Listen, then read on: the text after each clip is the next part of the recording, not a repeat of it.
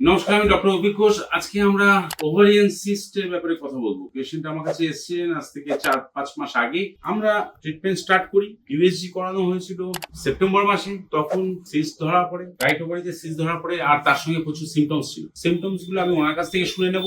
আর এখনকার USG report বলছে একদম ক্লিয়ার। এখনকার ইউএসজি রিপোর্টে কিন্তু কোনো সিস্ট নেই। আমার এই ডান সাইডে প্রচন্ড ব্যথা করতো, আর পিরিয়ড যখন হয় তখন প্রচন্ড ব্যথা, আমি উঠতে পারতাম না, এত পরিমাণে ব্যথা। আর যে কটা দিন সে কটা দিন ধরে ব্যথা করবে। মাঝে এমন হয়েছিল যে পিরিয়ড একটু হবে, মানে পেট ব্যথা করলে পিরিয়ডটা হবে, আর যদি না ব্যথা করে তাহলে পিরিয়ডটা হবে না। আমরা এটাকে এখন ঠিক করতে পেরেছি। হ্যাঁ, এখন একদম টাইমে টাইমে হচ্ছে, time পরিমাণ time ঠিক আছে, পরিমাণও ঠিক আছে এবং কালার ঠিক আছে, কালার ঠিক আছে। ক্লট হচ্ছে না। আর ব্যথা ব্যথা হালকা করে একটু আছে, আগে কিরকম ব্যথা হতো? আগে প্রচন্ড